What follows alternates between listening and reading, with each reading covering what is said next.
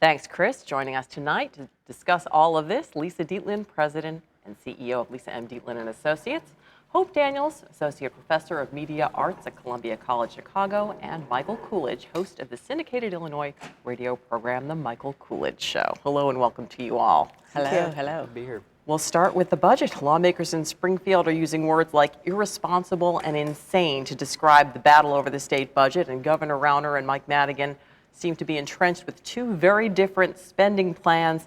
Lisa, what are the odds we'll have a budget by the deadline this coming weekend?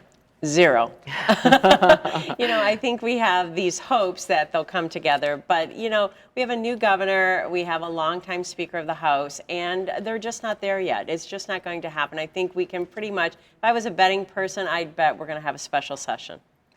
And a long one. And they might be sequestered, right? I mean, the Democratic majority seems to want to push through this $3.6 billion spending plan. Knowing that they don't have enough money to meet that budget. Exactly. Right. They're short by $3 billion. Right. And leave it in the governor's lap. I mean, they're basically hoping that the governor will be blamed for all of this and enact a tax hike. Mike, what kind of strategy is this? I think it's irresponsible and wrong of the Democrats to just completely ignore this last election result. Governor Rauner campaigned on not raising taxes, not continuing this this temporary income tax. And the Democrats are trying to put him in a bind and blaming this awful, awful situation on him. It's not his fault. He campaigned on this, and the Democrats, and he's going, I think, bending over backwards to compromise with them, even saying that he might raise taxes if he gets some workers' comp reforms, et cetera, from them, but the Democrats aren't willing to budge on that either. They don't want to talk about reforms at all. No. Hope, who wins here? No one, especially the Illinois taxpayer. They have to really sit down at the table and look at the reforms that Governor Rauner is trying to present. He wants to present workers' compensation tax reform. He wants to do term limits. Wonder who he's talking about there. But he has some serious reforms he wants to just discuss and bring to the table, and Madigan is refusing to do that. Now, the workman's comp portion of that seemed to go down in flames yesterday. And Mike Madigan even admits he does not have the money for this, $3 billion underfunded, but he wants to now work with the governor to make up the shortfall. What are the odds that that will happen in this kind of a climate? I think maybe they're kind of testing each other out a little bit. I mean, a lot of people know that Bruce Rauner had a relationship with some Democrats before he got elected. He didn't really have a relationship at all with Mike Madigan and John Cullerton. And maybe they're just trying to, see which one budges here first. It might go to overtime, like a lot of these Blackhawks games have been. And, we might not, it's like the second or third period maybe of an overtime hockey match, and we don't know what's going to happen. And it's their first time at the budget table together. Right. I think they're maybe playing a little bit of a game of chicken. I do agree with you, Mike. They're testing each other out. There are no perfect answers here. Compromise has to be the name of the game. We see it on our federal level, and now we have to see it on our state level. And it's not working too well on the federal. I'd love Illinois to be the state that says, you know what, we're going to compromise and we're going to do what's right. It might be a little painful. We might have to take a step or half a step back, but we're going to be so much further in the future if we do that. I don't want to see my lawmakers playing chicken. I elected them to do a good job for the citizens of Illinois, and that's what I want to see them do. When you look at this, how much of this do you think is two new entities feeling each other out, or does this set the tone for what we'll see in the next 4 years? I don't think it's necessarily it's definitely a new governor, because this is a whole new world for him. But Michael Madigan, Lisa joked about it before, he's the longest serving legislator in the entire country, not just in Illinois. And this is the game and I'm sorry, I do think this is more a Democrat issue. They've been playing this game for 10 years, passing budgets that are unbalanced, not funding the pension system, and then saying, hey, the guy who's trying to fix this is the bad guy. And not looking at reforms. Right. You've got to look at reforms to make it change long term. Now, the Democrats clearly are trying to put pressure on the governor to do what he said he did not want to do, which is to raise taxes. But when you look at the big picture, is there any way to avoid a tax hike here? Silence. I think that speaks volumes. Probably not. There probably isn't a way to avoid raising taxes, but it's which ones do you have to raise?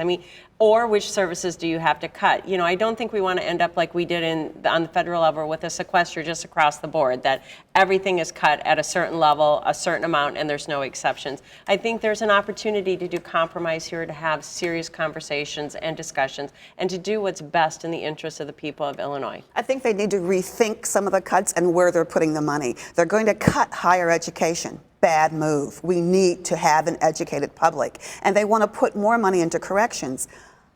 For guards, put more money into higher education so people don't have to go to prisons. I have to disagree with you there, Hope. I know you work in higher education, Yes, I do. but not in a state level, but a private one. And I think a lot of the problems are these gargantuan salaries of these administrators and these presidents. The president of the University of Illinois makes more than the president of the United States. We have to pay for his pension not to work for 20, 30 years. That really is the root cause of this entire budget mess, is the insane pension agreements that were made years ago that we as current taxpayers are going to have to pay for. That's where this whole thing is solved, I think. It is pension reform for pensions that aren't earned yet in the future. And the court, of course, has weighed in, giving little latitude there. The governor, of course, could veto all or part of the budget he's handed by lawmakers. What then? He has to put something on the table that the other lawmakers will agree to and that the public will benefit from. All right, we'll switch gears here to violence in the city of Chicago. Just days after Mayor Emanuel made violence and lost lives the focus of his second inaugural speech, we had one of the more violent Memorial Day weekends in recent history. I want to take a look at some video that illustrates just that from Albany Park, a dash cam, and you can just see how completely routine, it seems, and casual the shooters are in this video. When you hear about the mayor making this a focus and then seeing that we had this deadly and violent weekend, is this too much talk, too little action? What are we missing here, Hope? I think that we need to go to the streets and talk to these young people who are involved in these kind of crimes. These kids don't have communication skills. They don't have a sense of hope for their future. They need to be given these kinds of opportunities very early in life before they become victims of a crime incident. And they will be if they're not. And I think two things that we're missing in this discussion is education and hunger. You know, a hungry child is often an angry child. There's been studies that prove that. I work a lot with food banks throughout the country, and a hungry child doesn't learn. A hungry child becomes angry, and that becomes a lifetime pattern. There's been studies done that show a hungry child actually becomes a poor adult. And what does a poor adult do? Whatever they can to survive on the streets. It's a bigger problem than just guns. It's just not about gun reform. Right. We got to look at it holistically. I would say it's definitely not about guns. It's about the violence that anyone who wants to kill another human being indiscriminately in many cases has, and there needs to be consequences for that. You know, this dash cams shows that people have talked about body cameras and, you know, more surveillance in the area. I think those sort of reforms would help stem some of this stuff to putting the perpetrators behind bars when we know objectively, you know, perpetrator A shot perpetrator B. But I do agree that, you know, poverty has a lot to do with it, but if there are consequences for your actions, if you kill another human being, they need to know that they're going to jail if they're caught. And if they have no hope, they don't care about the consequences of their actions. Yeah, I mean, you talk about consequences. The mayor has called for tougher gun laws.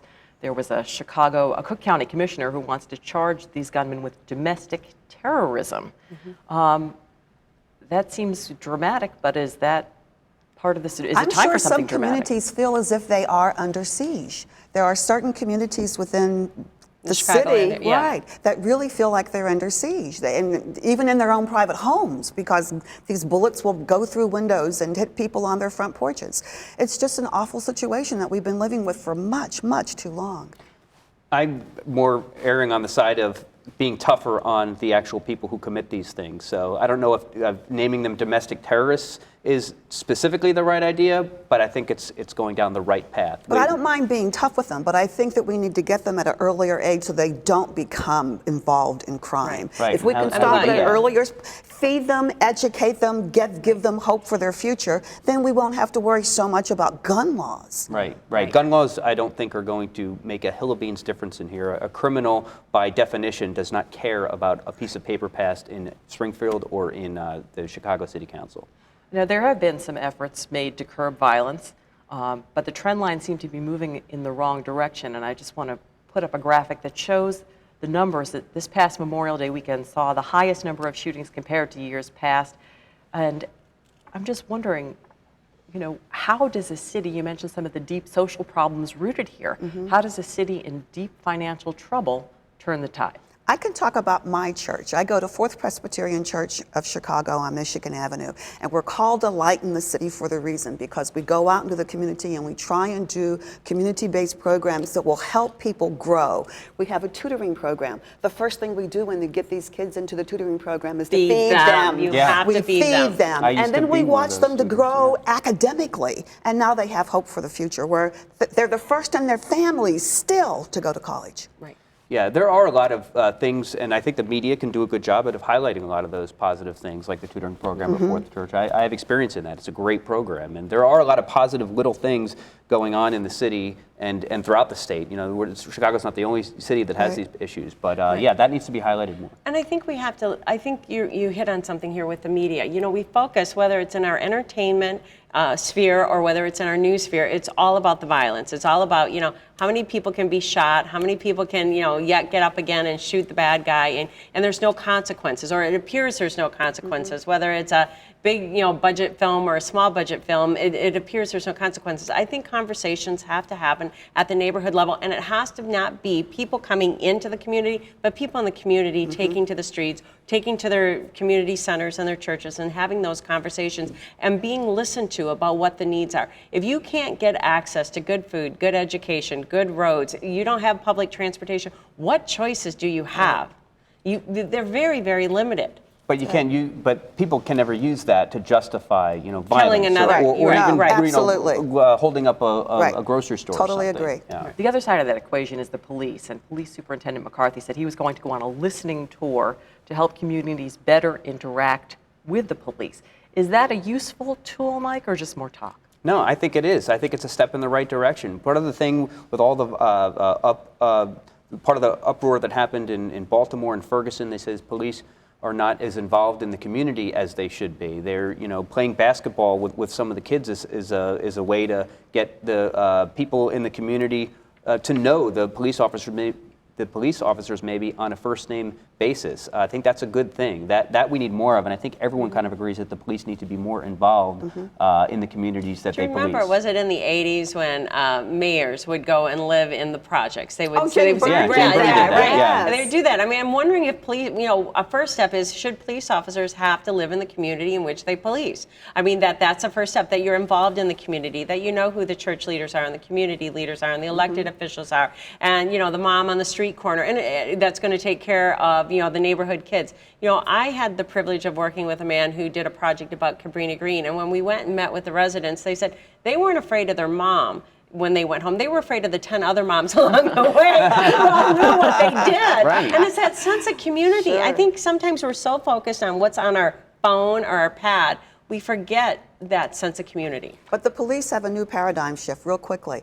They're going to have to realize that there are going to be cameras on them all the time now. So whatever it is they do in public, be aware that it's going to show up on social media at some point. Right. We'll talk about social media in another perspective now. A year and a half before he faces re-election, Senator Mark Kirk has released his first campaign ad online. It chronicles his comeback from a debilitating stroke. Let's take a quick look. Senator Kirk has suffered a stroke. I remember being in the ambulance and holding the hand of the paramedic and knowing something was very wrong. I thought that was the last human being I would ever touch. I had to... Hope, how powerful is that message? It's very powerful. He is a profile in courage. He really is. And he needs to step down. We need our senators to be at 100%. We elect them to be there 100%. I spent quite a few years being the deputy press secretary for former United States Senator Carol Moseley Braun. She put in 12, 14, 16-hour days, as did her staff. Okay, his staff is stepping up and helping him, but we're electing him to public office. Are you saying you have questions about his capabilities? Because you do a quick research on stroke recovery, and it covers the gamut. And I don't know that he's been totally transparent about what he's gone through with his stroke. I know that he's improving, he's looking better, he's walking, he's talking, but there are all kinds of cognitive issues that could also be going on. And I wish him well, I want him to do well, but I didn't elect someone who's not going to be able to be all in. Right. I love the ad. You know, I come from a political background. I loved it, and courage is my number one value. Right. But I didn't see a plan. I didn't see a strategy. What I saw is a lot of I'm back. I'm here. I can climb the Capitol steps. I'm working every day to be back. I'm here. My staff stepped up. But I didn't see a plan for what we need. We have real problems and real issues, as we talk about on a local level, let alone a state level. And I want a senator who's going to be there 100%. It's May of 2015. This election is not until November of 2016. I think the purpose of this ad was very effective, that he is just trying to get people emotionally invested in their senator. He has a lot of issues with conservatives and the Republican primary voters and stuff. That will only help him in the general election. This is a blue state. It's a presidential year. He is the #1 target, I know, for the Democrats, nationwide to pick his seat off. So he needs to get as many Democrats voting for him as possible, and this is just step #1 of a very long plan, I'm sure. Now he will face a challenge from Democratic Congresswoman Tammy Duckworth, who's also come back from overwhelming challenges as an Army helicopter pilot. She was shot down over Iraq, lost use of both of her legs and one of her arms. She's a new mom. How historic a contest is this shaping up to be, and does this have wider implications for people with disabilities? I think it's a great thing for both of them to come back and want to be public servants. I really do. I think Kirk did a great job his first term, and I would welcome him for a second term if I knew his health was in place, if I knew that he was able to really manage the office and do those 12, 14-hour days. Well, that was kind of the purpose of the ad, wasn't it? To show that he's coming back? Well, But it's that he's coming back. It didn't give me confidence that he is 100% back or that he's been back for a while. It shows that he is coming back. He's doing what's necessary to be back. And we've had a long history, Barbara, of our elected officials having served in war and come back. I had the privilege of hearing, former U.S. Senator Bob Dole speak about, being in a hospital in Michigan, recovery after World War II, and there was future Senator Phil Hart and future Senator Daniel Inouye, all of which had, damage to their bodies because of what had happened in World War II to them. So I think we have this history, but it is historic that, in modern 21st century, we have two veterans that both have disabilities for differing reasons. And I think it opens the door for a lot of people. We see a lot of disabled people. If you watch, Dancing with the Stars and others, you see that more and more characters being developed in shows or reality shows are showcasing people with disabilities and what they can do. and they can do. Yeah. This is definitely going to be a race watched by the nation for a variety of reasons, and that's just one of them. All right, we'll have to leave it at that. Lisa Dietland, Hope Daniels, Michael Coolidge, thank you so much for joining us today.